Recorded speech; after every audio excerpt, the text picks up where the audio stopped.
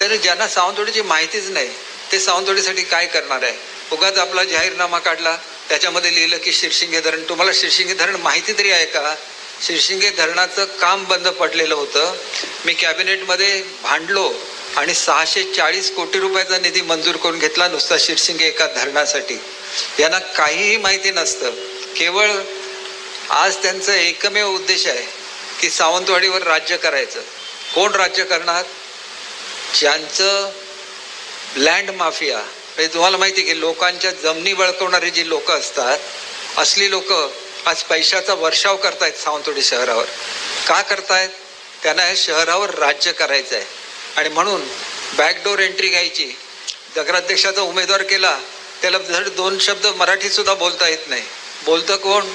त्या लँड माफियाचे संबंधित जे नातेवाईक आहेत ते तिथं भाषणं करतात. आणि तुम्हाला हे मान्य आहे का? एक लँड माफिया सावंतवाडीवर राज्य करणं तुम्हाला मान्य आहे का?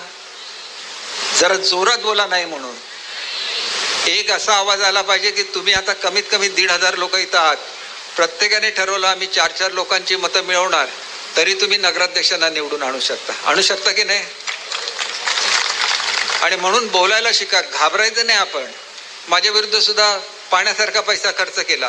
तुम्ही मला निवडून दिलं की नाही? 4थ्यांदा निवडून दिलं. का निवडून दिलं? या शहराने मला जन्म दिलेला आहे. या शहराचे माझ्यावर उपकार आहेत. माझे आजोबा असतील, वडील असतील, सगळ्यांना या शहराने प्रेम दिलेलं आहे. आणि त्याच्यामुळे या शहरावर मी तेवढंच प्रेम करतो जेवढं शहराच्या नागरिकांनी माझ्यावर प्रेम केलेलं आहे. मला तब्बल 4 वेळा सावंतवाडी मतदारसंघामध्ये कंटिन्युअस 3 वेळा कोणी आमदार निवडून येत नाही अशी या मतदारसंघाची ख्याती होती. तुम्ही मला 3ऱ्यांदा निवडून दिलं. एवढंच नाही तर गेल्या खेपेला परत एकदा निवडून 4थ्या वेळा तुम्ही मला निवडून दिलेलं आहे. हे प्रेम का तुम्ही देता? मला ज्या वेळेला मी आमदारकीच्या उमेदवारीला उभा राहतो त्या वेळेला सर्वाधिक लीड मला सावंतवाडी शहराने दिलेला आहे. लक्षात ठेवा, माझ्या लीडमध्ये सगळ्यात जास्त वाटा हा सावंतवाडी शहराचा राहिलेला आहे.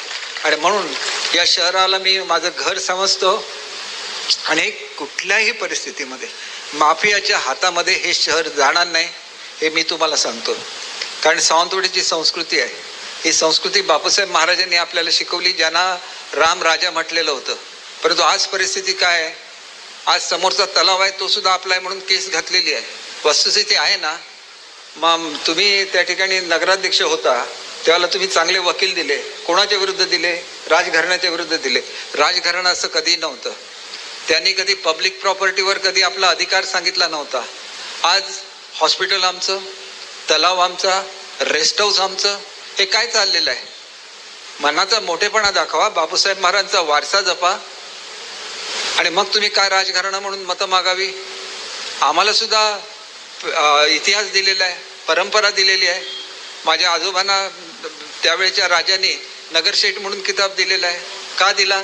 त्यांनी हजारो लोकांना कामाला लावलं, हजारो लोकांना पोटाला लावलं. मग ती परंपरा तुम्हाला आम्हाला चालवायची आहे. आम्हाला काय असे लोकांच्या जमिनी विकून आणि जमिनीचं सौदे करून लोकांना फसवून जे लोक मोठे झालेले आहेत त्याच पैशाचा वर्षाव करतील सावंतवाडी शहरावर. पण ह्याला सावंतवाडी शहरातल्या नागरिकांनी भुलता कामा नये. ही अपप्रवृत्ती आपल्या शहरामध्ये येता कामा नये. प्रत्येक तुमच्या नागरिकांचं कर्तव्य आहे. प्रत्येकाने ठरवा की या अपप्रवृत्तीला आम्ही शहराच्या बाहेर घालवणार. सुदैवाने त्यांचं ऑफिस सुद्धा झाले ना, नगरपालिकेच्या बरोबर बाउंड्रीच्या बाहेर आहे. त्यांना तिथं त्यांच्या ऑफिसमध्ये पाठवून द्या.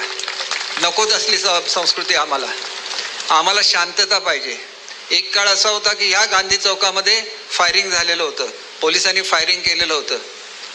त्या क्षणाला आणि त्याच्यानंतर आमचं राज्य आलं ह्या नगरपालिकेमध्ये. गेली 30 वर्ष आम्ही या नगरपालिकेवर राज्य करतोय. एक दंगल झालेली नाही सावंतवाडीमध्ये. हे सावंतवाडीचं वैशिष्ट्य आहे. सावंतवाडीची शांतता हे सावंतवाडीचं वैशिष्ट्य आहे. सावंतवाडीमध्ये परस्परांवर केलेलं प्रेम. जर 25 तारीख असेल आणि त्या ठिकाणी मास होतो रात्रीच्या वेळेला ख्रिश्चन धर्मियांमध्ये, दुसऱ्या दिवशी ख्रिसमस असतो, प्रत्येक मासला मी त्या ठिकाणी हजर असतो. प्रार्थना करणारा त्या प्रार्थनेमध्ये सहभागी होतो. ईदचा दिवस असेल तर त्यांची प्रार्थना संपल्यानंतर प्रत्येकाला एक फूल देण्यासाठी मी मशिदीच्या बाहेर उपस्थित असतो. तेवढ्याच प्रेमाने आमच्या दिवाळी असेल तर विठ्ठल मंदिरामध्ये उपस्थित असतो. शेवटी ही आमची संस्कृती आहे. ही सावंतवाडीची संस्कृती आहे. ही शांततेची संस्कृती आहे. ही शांतता बिघडता कामा नये. आज बाहेरच्या वाड्यामध्ये 4-4 अपक्ष उमेदवार उभे केलेले आहेत. कशासाठी उभे केले? आमची मतं खायला उभे केलेले आहेत. विचार करा कशासाठी. आज विरोधी पक्षाचा एखादा उमेदवार असेल तर त्याला फायनान्स केलं जातं. कशाला? आमची मतं खायची म्हणून. म्हणून तुम्ही लक्षात ठेवा, विरोधी पक्षाला जी मतं घातली जाणार ही मतं भाजपला मतं घातल्यासारखी आहेत. त्यांना अजिबात मतं घालू नका, कारण ते कधीच निवडून येणार नाही आहेत. आणि म्हणून भाजपने तरी हे सगळं का केलेलं आहे? आम्ही युतीमध्ये एकत्र आहोत. महाराष्ट्रामध्ये आमची महायुती आहे. आम्ही महायुतीमध्ये एकत्र आहोत.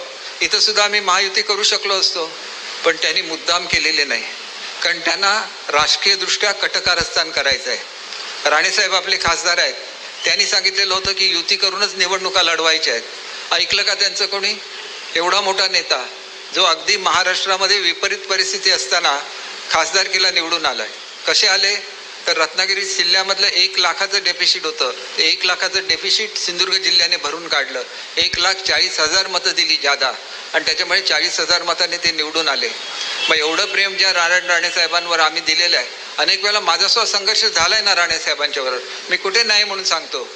आणि एक गोष्ट लक्षात घेतली पाहिजे की संघर्ष हा विचाराचा पाहिजे. तो विचाराचा संघर्ष होता. ज्या क्षणी तो संघर्ष संपला त्या क्षणी आम्ही एकत्र आलो, आणि आज सुद्धा माझे अतिशय जिव्हाळ्याचे संबंध हे राणेसाहेबांच्या बरोबर आहे.